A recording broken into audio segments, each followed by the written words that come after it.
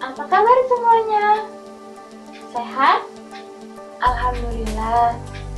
Ya, semuanya, kali ini kita akan membahas materi akidah akhlak. Namun, sebelum itu, silahkan teman-teman semuanya merapikan baju, mempersiapkan alat tulisnya, dan jangan lupa pakai face shield atau masker. Sudah semua?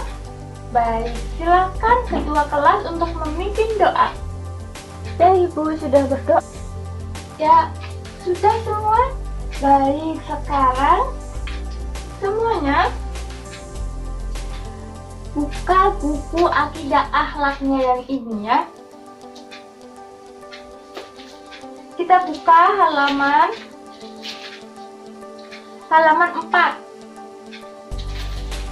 Oke, kita bahas dulu materi kita berkaitan dengan akidah Islam. Sebelum itu, kalian harus tahu dulu pengertian dari akidah Islam.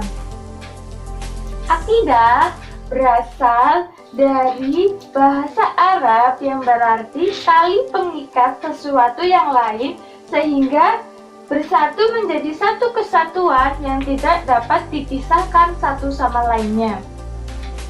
Jika sesuatu itu masih bisa dipisahkan, berarti belum ada pengikat dan sekaligus belum berarti ada akidahnya di dalam diri kita. Sedangkan secara istilah, akidah berarti iman, kepercayaan, dan keyakinan. Akidah bertujuan untuk pertama, memupuk dan mengembangkan dasar ketuhanan yang telah ada sejak lahir. Jadi, manusia itu makhluk yang memiliki Tuhan. Sejak dilahirkan, manusia cenderung mengakui adanya Tuhan. Dengan naluri ketuhanan itu, manusia berusaha untuk mencari Tuhannya itu.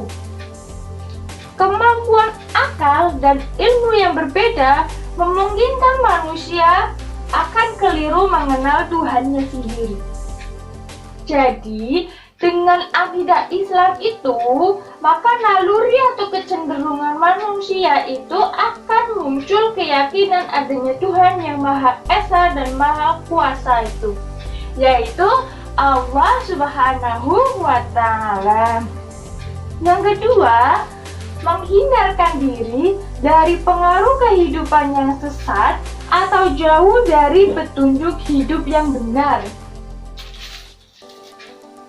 Allah Subhanahu wa Ta'ala telah memberikan petunjuk yang benar melalui pedoman hidup kita, yaitu Al-Quran dan As-Sunnah. Manusia harus senantiasa mengikuti petunjuk Allah agar bahagia di dunia dan di akhirat. Yang ketiga, yaitu memelihara manusia dari kemusyrikan. Dengan adanya keyakinan yang kuat kepada Allah bahwa untuk menjadikan manusia berharap kepada Allah itu harus menghindarkan diri dari sikap syirik, sebagaimana yang telah Allah firmankan dalam surat Al-Baqarah ayat 163. Yang keempat, yaitu menciptakan umat yang kuat. Dengan menjadi umat yang kuat, dapat mengerahkan segala yang dimiliki untuk menegakkan agamanya serta memperkuat tiang penyangganya tanpa peduli apa yang akan terjadi untuk menempuh jalan itu. Selanjutnya yaitu prinsip-prinsip akidah Islam. Prinsip yang pertama yaitu pengakuan dan keyakinan bahwa Allah lah yang Maha Esa. Esa Yang dimaksud di sini adalah tunggal. Tunggal dalam hal zatnya, sifatnya, dan perbuatannya. Kewajiban seorang yang beriman tidak boleh diselingi dengan kepercayaan atau keyakinan kepada Tuhan selain Allah. Yang kedua, yaitu pengakuan bahwa Rasul Allah itu adalah utusan Allah untuk menuntun umatnya. Seperti kita ini harus dituntun ya. Keyakinan bahwa para Rasul itu adalah utusan Allah sangat penting. Sebab kepercayaan yang kuat bahwa Rasul itu adalah utusan Allah mengandung konsekuensi bahwa setiap orang harus meyakini dan mengikuti orang yang dibawa oleh Rasul. Atau ajaran yang dibawa Rasul itu apa? Kita harus mengikutinya. Rasul kita yaitu Rasulullah Shallallahu Alaihi Wasallam. Ajaran yang dibawanya adalah Islam, sehingga kita harus mengikuti ajaran itu. Yang ketiga, kepercayaan akan adanya hari kebangkitan. Keyakinan ini memberikan kesadaran bahwa kehidupan dunia bukanlah akhir dari segala-galanya, tetapi ini adalah awal dari kehidupan kita nantinya. Setiap orang pada hari akhir nanti akan dibangkitkan dan akan dimintai pertanggungjawaban atas perbuatan kita selama di dunia. Yang keempat, yaitu keyakinan bahwa Allah itu Maha Adil. Jika keyakinan seperti itu tertanam di dalam diri kita, maka akan menumbuhkan keyakinan bahwa apa yang dilakukan akan mendapatkan balasan dari Allah Subhanahu wa Ta'ala. Orang yang berbuat kebaikan akan mendapatkan balasan yang baik sekecil apapun kebaikan itu.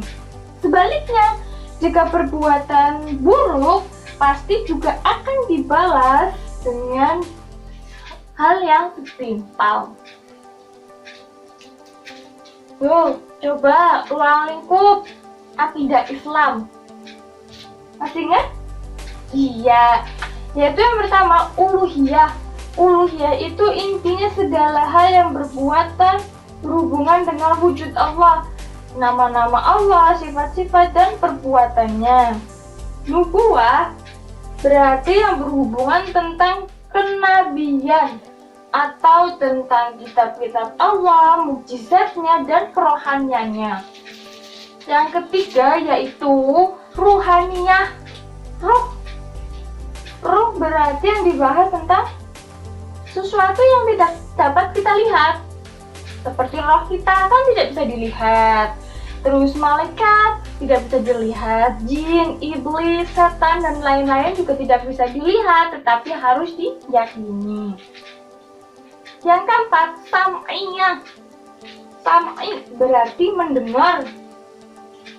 Berarti maksudnya yaitu pembahasan yang berkaitan dengan apa yang diyakini lewat sam'i atau pendengaran, yang berarti bersumber dari Al-Quran dan As-Sunnah. Lalu bagaimana untuk melakukan akidah Islam yang benar? Ya, yang pertama yaitu melalui pembiasaan dan keteladanan. Yang kedua, melakukan pendidikan dan pengajaran baik dalam keluarga, masyarakat, maupun pendidikan formal. Jadi, teman-teman semua bisa melakukannya dengan dua cara, yaitu melalui pembiasaan, kebiasaan kita sehari-hari gimana, dan yang kedua dengan pengajaran seperti ini. Lalu bagaimana untuk menerapkan metode peningkatan kualitas akhlak dalam kehidupan sehari-hari? Kualitas akidah itu ditentukan dengan keteguhan keimanan kita. Pembahasannya masih mencakup rukun iman. Siapa yang masih ingat rukun iman itu Apa aja? Silakan. Saya Bu, iman kepada Allah, iman kepada malaikat, iman kepada kitab, iman kepada Rasul, iman kepada hari akhir, dan iman kepada qada dan qadar. Ya, benar. Yang pertama yaitu percaya kepada Allah. Percaya kepada Allah ini harus dilakukan dengan sepenuh hati dan dipertahankan atau yang bisa kita sebut diistiqomahkan. Jika kita itu mudah terpengaruh perilaku orang lain, maka Allah dan Rasulnya memerintahkan kepada manusia untuk meneguhkan kepercayaan kepada Allah. Yang kedua yaitu iman kepada malaikat. Malaikat meliputi keyakinan bahwa malaikat itu diciptakan Allah yang mendapatkan tugas tertentu untuk menyadarkan manusia akan fungsi hidupnya. Nah, fungsi adanya manusia apa? Ya, menjadi khalifah di muka bumi ini. Yang ketiga yaitu percaya kepada kitab Allah. Percaya kitab Allah itu sangat penting karena dengan kitab suci ini kita dapat mengenal aturan hidup dalam rangka menjalankan tugas-tugas pengabdian kita kepada Allah tadi. Nah, iman kepada kitab Allah itu ada berapa? Ya, 4. Apa aja? Zabur, Taurat, Injil, dan Al-Quran. Ya. Yang keempat, percaya kepada Rasul-Rasul Allah. Rasul-Rasul Allah ini merupakan kelanjutan dari kitab Allah. Jadi kalau kita udah percaya sama apa yang dibawa, pasti kan juga akan percaya yang membawanya itu siapa, kayak gitu kan. Nah, ketika aturan hidup itu sudah tercantum dalam kitab Allah, tentu persoalannya kan siapa yang akan menyampaikan aturan itu kepada Allah. Nah, karena para rasul ini menyampaikan apa yang dibawa, ajaran Allah yang dibawa, maka kita harus mempercayainya. Yang kelima, percaya kepada hari akhir atau hari kiamat. Percaya pada kiamat itu sangat penting untuk mengingatkan manusia bahwa kehidupan di dunia ini hanya sementara. Demi hanya persinggahan ini, tempat melaksanakan tugas-tugas kekhalifahan kita. Setelah batas waktu hidup itu berakhir, mereka akan kembali lagi kepada Allah untuk dimintai pertanggungjawabannya. Yang terakhir yaitu percaya kepada qada dan qadar. Percaya kepada qada dan qadar harus mendorong manusia untuk yakin bahwa setiap sesuatu yang ada di alam ini diciptakan dengan takdir Allah. Kepercayaan kepada takdir ini akan menjadikan manusia lebih berhati-hati dalam menjalankan hidup. Sampai di sini ada yang mau ditanyakan? Tidak. Oke, karena tidak ada yang bertanya, berarti Ibu anggap semua sudah jelas ya. Silakan buat kelompok yang berisi satu kelompok isinya ada 4 orang. Silakan dibuat dulu. Ibu tunggu 10 menit. Dimulai dari sekarang.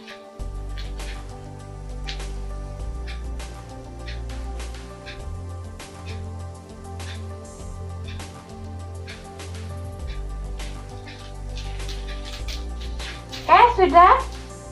Ya, silakan duduk yang rapi.